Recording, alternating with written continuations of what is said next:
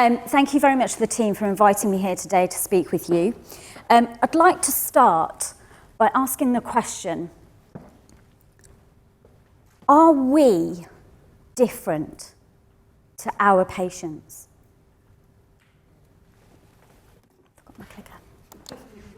Okay, so we're going to wake up a little bit this afternoon. I'm just going to ask you to move your bags to the side if they're near your legs. And I'd like you to stand up if you believe in the research that is available that 40% or more PWPs report experiencing high levels of exhaustion. So I'd just like you to stand up if you think it's 40% or more. Wow. Okay. So I would probably say that's about 90%, if not more, of the room. Thank you very much. If I can just get you to take a seat for me. Thank you. The research actually shows it's 68.6. It's very important, that 0.6%. That's really high if we think of our workforce. So let's have a little look at the high-intensity therapists. We have to make it equal.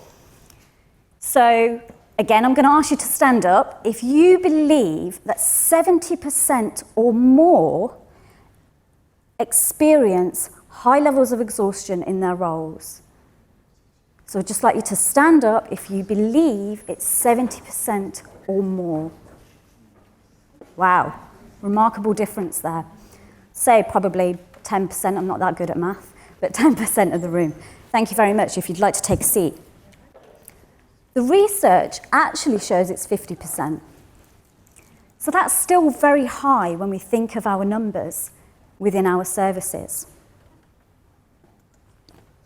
So team wellbeing is very much on the agenda in various industries, very much in vogue, we hear about it. And particularly in the media, there's been lots of interesting information about IAPT, very much along the lines of its success. We heard many speakers this morning talk about that, particularly David Clark. However, there has been some critique about the model of IAPT, and I'm sure most of you are quite familiar with what that critique is. And that is that the staff are feeling burnt out. So I'm here today to share with you 3 of the development areas that we looked at within my service on how to enhance Wellbeing Matters. So the first one that we considered was, what is your most valuable asset? Just like to hold that in mind for a moment. It's actually time.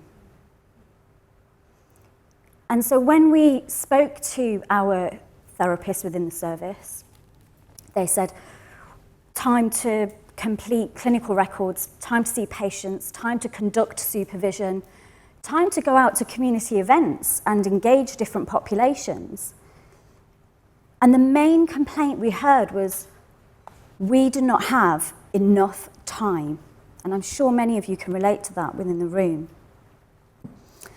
So what did we do? We went back to basics.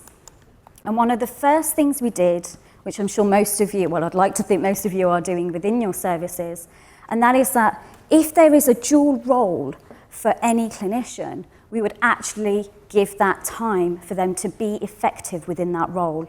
So a quick example that I'm showing on the slide there is 2 hours of clinical supervision a month, we reduce 1 hour of clinical contact per week. That actually equates to double the amount of time for 2 hours delivery. The second thing we considered was we have a high prevalence of trauma across our geography. And we were particularly concerned about the clinical presentation having impact on our therapists' well-being. So we started to think about the figures, as we do within IAPT, and we actually decided that trauma cases would be capped to 20% of a high-intensities caseload. And the feedback, actually, let me give you an example of what that looks like. So Some of you will be familiar with high intensities operating on 25 clinical contacts a week if they're full-time. 20% of that would be 5 cases, and that would be at any one time. So sometimes they might not see full 5, but the maximum that they would see is 5 trauma cases at any one time. And so the feedback that we had from that was really positive. As you know, lots of us move around in the IAPT model and IAPT services. And one therapist in particular that comes to mind shared that she had been in 3 IAPT services prior to her joining Wellbeing Matters. And she said she'd never had that level of protection in terms of her time to deliver the various roles that were expected from her. And she said that that actually helped her to just breathe in her day. And we thought that was quite powerful. So the second area that we also explored was not just another number. Now, that might not make any sense when I say that, so I'll explain. I saw a client not that long ago, actually, and their fear at the beginning of therapy, before they even came into the service, was that they were going to be treated like another number. And as the therapy progressed, this was something that we had spoken about.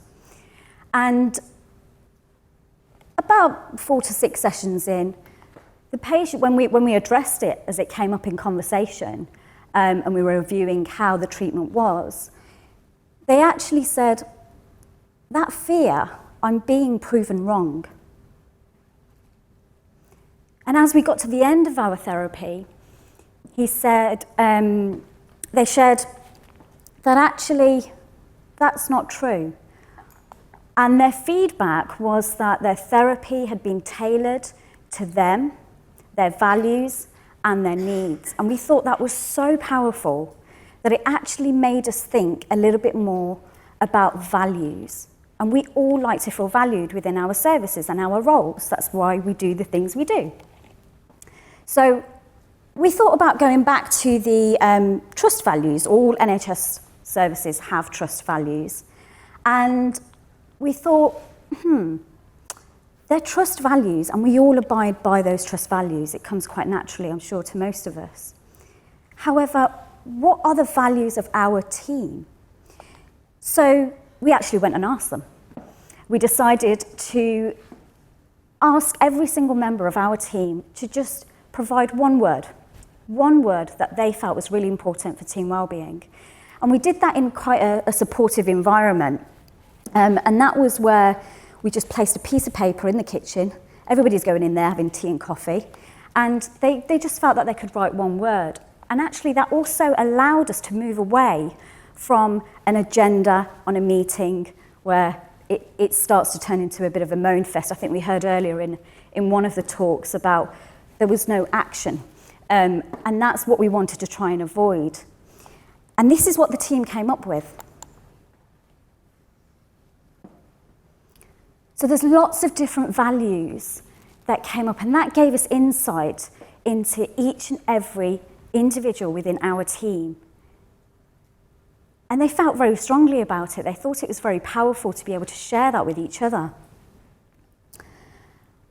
And so by using those values, what we were able to do was start to think about how we lead in teams, how we speak to each other, and how we support each other as well. And one particular example comes to mind of where we were completing some annual appraisals. And we when we thought about the values, we actually thought about that particular individuals and what they represent. And the key thing that we wanted to really home into was actually, what is their passion? What is it that brings them to work every day? And by using that in their appraisal along with the values, it actually helped them to grow to do what they wanted to do. And that led through from appraisals all the way through to meetings that they might be involved in, the work that they were doing along their pathways. And it started to embed a new culture. I don't quite like the word, but it was a new culture within the teams. And so creating the value we felt was very important. So we had the trust values and we also had the team values. And we still have those in place. I really like that quote, so I'm just going to give you a moment to read that.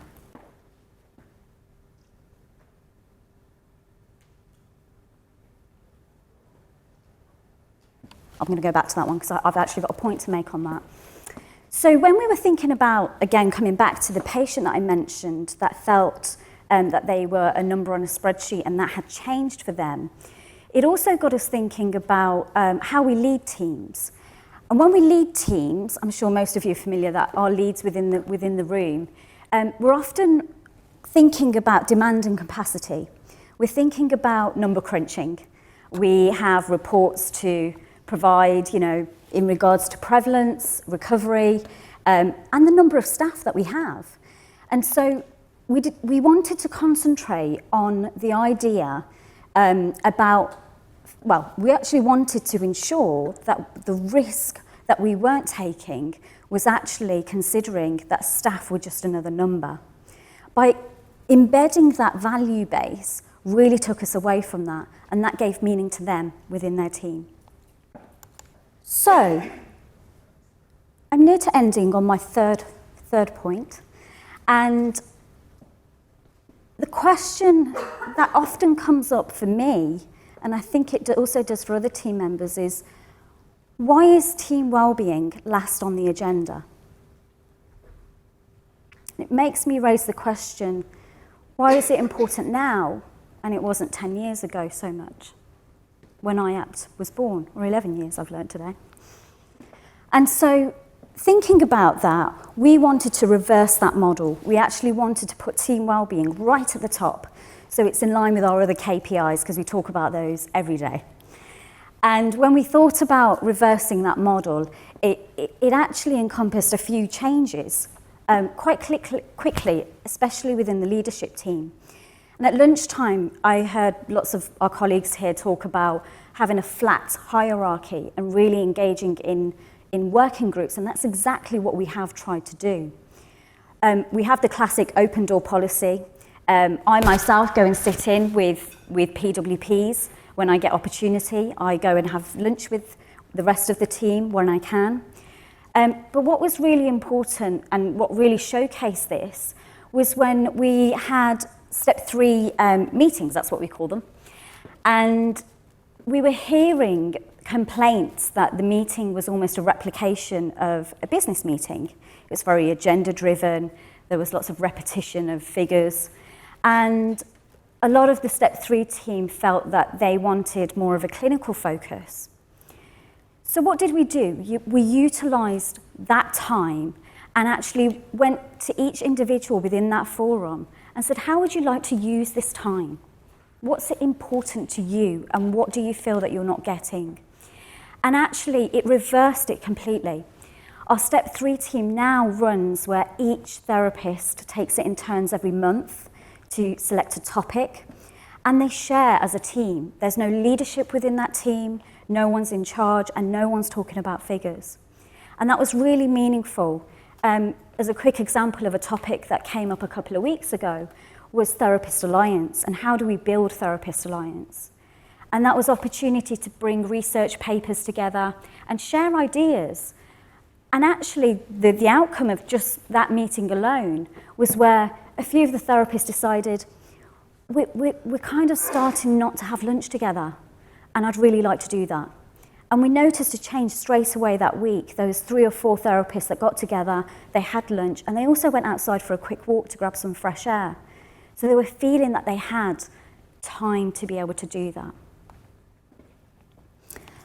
And so, nearing on to my final point, who is really the core success behind IAPT? Now, we all work collectively to make IAPT such a success. But for me, what I would like you to remember today is that the core success behind IAPT is not NHS England. It's not the commissioners. and it's not the NHS trusts. It's the therapists and the administrators and the workforce that open the door every day to see patients. Just like to leave you with some feedback from my team, and also just thank you so late in the afternoon for your attention. Thank you.